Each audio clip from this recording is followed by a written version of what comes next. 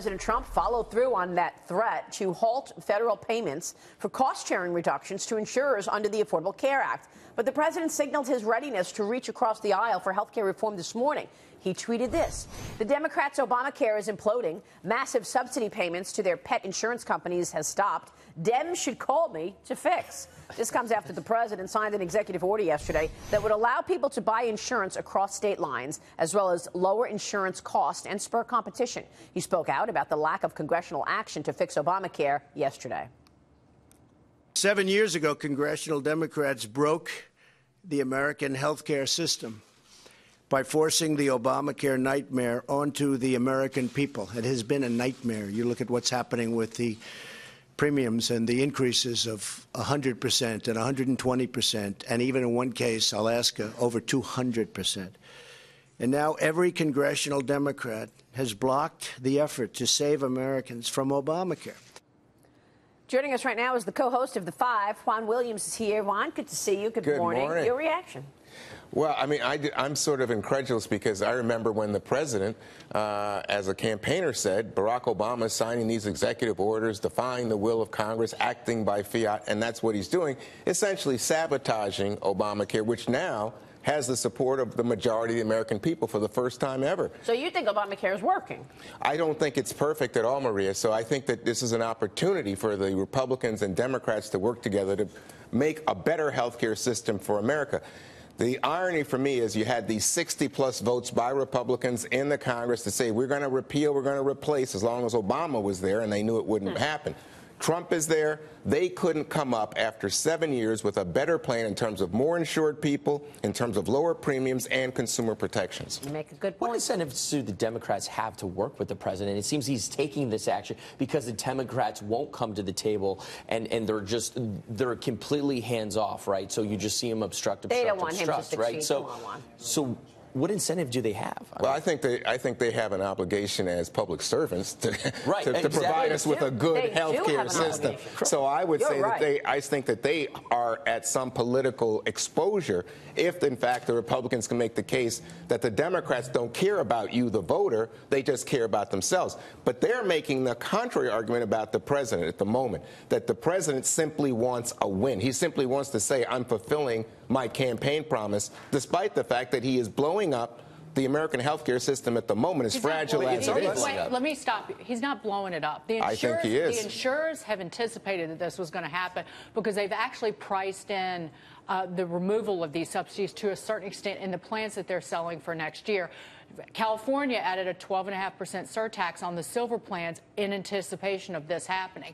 And in terms of bipartisan legislation that's moving in the Senate, that you've got Lamar Alexander and Patty Murray working on legislation that would maintain these payments to insurers while giving more flexibility to the states in how they implement Obamacare. But again, that's exactly opposite of what the president's doing. He's removing the subsidies at the opposition of the insurance companies. There's a report that the president will support preserving the payments if this bipartisan deal comes together. Well, why doesn't he simply wait and, in fact, support the bipartisan efforts in the Congress?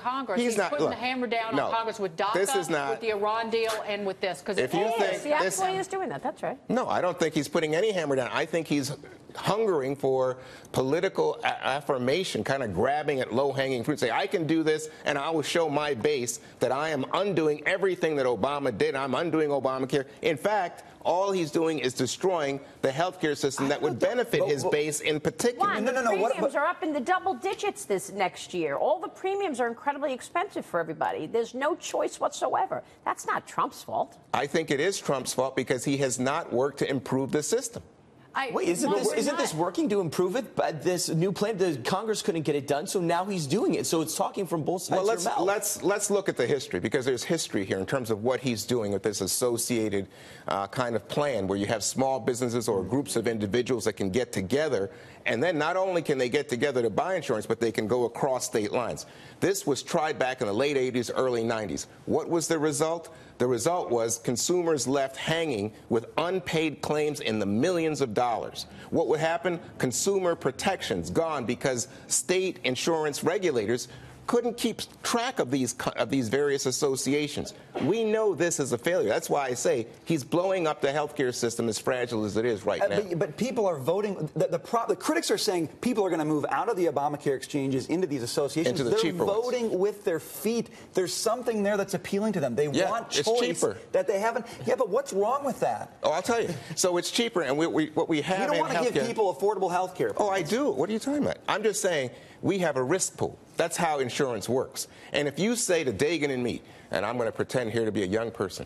So if Dagan and me are the young people at the table, and you say, oh, well, you two, you go off and take the cheaper plan, guess what? The plan then for all of you as older people and people who have my illnesses Don't put us in the older category. I'm in the young category. Okay, come on Don't put us in a different category. Get in that pool. That's a big lie that every politician tells you, is because older people get Medicare, and that is single payer. Yeah. It's bankrupting the country, and nobody will do anything about it. But I want to point this out. There's no fairness in Obamacare because young, healthy people and taxpayers are footing the bill for people, quite frankly, who didn't take care of themselves, or able-bodied adults.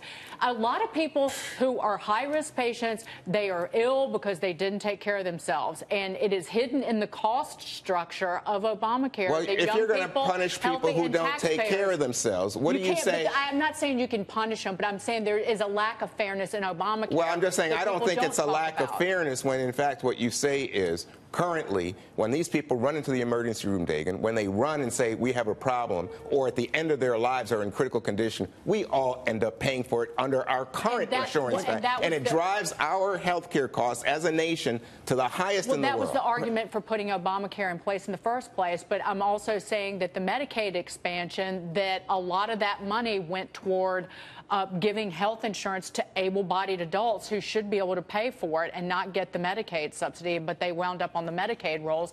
That's why Medicaid grew almost enrollment. It's the biggest health insurance program in the world right now. And look at the screen right now. Health insurance since an election. Look at that. There's only two truths that are happening right now. Health insurance have made money hand over fist because of Obamacare. They are clearly the winner. Clearly the losers is the actual Obamacare system. And the American people. Because it's imploding. And we're in this situation now. We have to figure out, we're blaming the president because he's doing executive action, or Congress isn't working. The American people have lost, the insurers have won. So something needs to get done. I'll concede one thing to Juan, though. With these executive orders, with getting rid of the subsidies and expanding options at the state level, we don't really know how this is going to play out. In the real world of health insurance, it will remain to be seen of how health insurers really react to what's going on. We don't know that at this point. I would agree. We do have the young Maria Bartiromo here, though.